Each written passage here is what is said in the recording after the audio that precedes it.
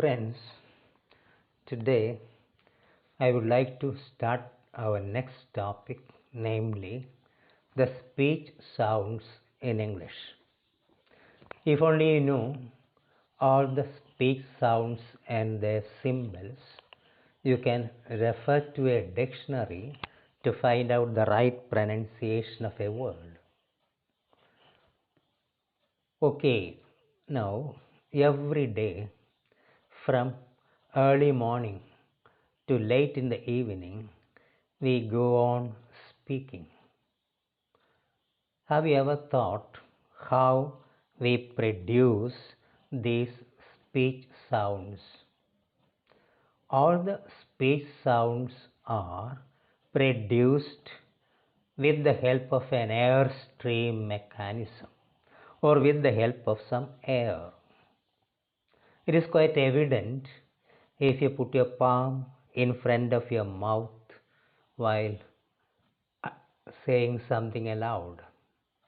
For example, put your palm in front of your mouth and say E, oo, ah, etc. What happens? You feel some warm air coming out through your mouth. It is with the help of this air that we produce sounds. Where is it coming from? Of course, it is coming from the lungs. Therefore, this air is called the pulmonic air. Something related to the lungs is called pulmonic, Pulmonic. Something related to the sun is called solar. Something related to the moon is called lunar. Similarly, something related to the lungs is called pulmonic. So it is with the help of this pulmonic air that we produce all the speech sounds in English. Now, we breathe in and we breathe out. The process of breathing in is called inspiration, and the process of breathing out is called expiration. It is the expiratory lung air that is used for the production of speech sounds. This air is called aggressive air. The air we breathe in is called ingressive air, and the air we breathe out is called aggressive, Egressive, aggressive air. So all speech sounds in English are produced with the help of pulmonic aggressive airstream mechanism. The air coming from the lungs is modified into speech sounds by certain organs of the human body, and these organs are called the organs of speech. There are two kinds of organs of speech or articulators. One is the active articulator and the other is the passive articulator. The articulator that moves is called active articulator, and the articulator that doesn't move is called the passive articulator.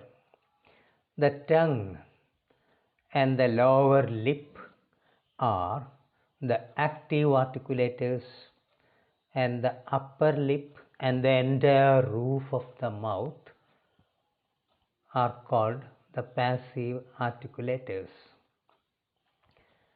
So, with the help of these articulators, we produce sounds. In some African languages, certain speech sounds are produced with the help of ingressive air. But all our sounds, all the sounds that we use in English are produced with the help of aggressive air. Okay, now I told you there are only 26 letters in English, but there are 44 sounds. These 44 sounds are mainly classified into two types: vowels and consonants. Now, what is a vowel sound? The sound during the production of which the air passes through the mouth freely and continuously without any obstruction anywhere. For example, E, A, O, Oo. There is no obstruction for the air passage. The air flows freely without any obstruction. They are the vowel sounds. The sounds during the production of which there is some obstruction in the mouth are called consonants. For example, pa. When you say pa, you have to close your mouth. You have to bring the two lips together. Why? To create a temporary obstruction for the air passage. Okay, we can study them in detail later. Now just remember, there are two types of sounds. One is called vowel and the other is called consonant. There are 20 vowel sounds and 24 consonant sounds in English. These 20 vowel sounds are again classified into two types: monophthongs and diphthongs. Why a monophthong is called a monophthong? Because in it there will be only one sound element. In a diphthong there will be two sound elements. That is why it is called a diphthong. Monophthongs are again called pure vowels. It is because if you prolong those sounds, nothing will happen to the quality of those sounds. For example, E is a monophthong. If you prolong it, E, nothing happens to the quality of that sound. That is why such sounds are also called pure vowels. Similarly, diphthongs also have another name. They are called vowel glides. Glide means move. The sound moves from one to another. That is why it is called a diphthong. For example, A, I, Oi. All of them are examples for diphthongs. Now come back to the monophthongs. There are 12 monophthongs in English and 8 diphthongs, altogether 20 vowel sounds. The first one is the sound E. How do you write it? Just draw a vertical line. Above it, put a dot. After it, put two dots. That is the symbol. And whenever you write a phonetic symbol, it must be put between oblique lines or slanted lines. So E, that is the first sound we study. E. Just like you write number 1, just draw a vertical line, put a dot above it, and then put two dots after it. Put it between slanted lines. E. Now we have no problem with this sound because in almost all the Indian languages we have the same sound. Now think of English words beginning with E sound. There are several words in which you find A sound in the initial position. For example, eat, east, eager, even, eagle. There are many words like that. And again, sometimes you find this sound in the middle position or medial position. Examples: seat, sheet, meat, beat, teeth, feet, and so on. Now you find this sound in the final position also. We, free, tea, she, tree, we, etc. So just remember, this sound A occurs in all the three positions: initially, medially, and finally in words. Now just look at these sentences. 1. People speak freely these days. Look at the words there. People, you find E sound. Speak, again E sound. Freely, E sound. These, E sound. In most of the words you find the same sound E. Again, we need tea for 3 for Jean, Steele, and me. We need tea for 3 for Steele, Jean, and me. In most of the words you find E sound. So this is the first vowel sound we study.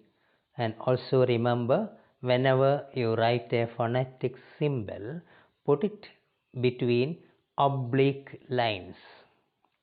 I will introduce one more sound, that is the short form of E, that is E.